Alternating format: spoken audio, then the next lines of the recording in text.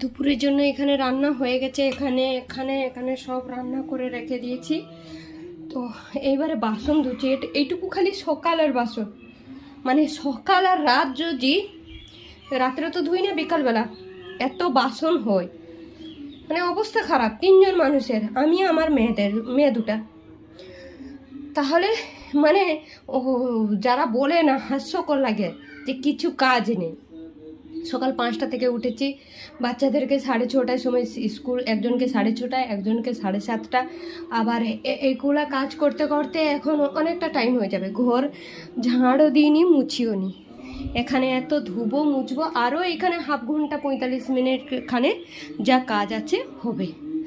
তারপরে ঘর পরিষ্কার করব, কাপড় ধুবো, মানে শেষ কাজ করে করে।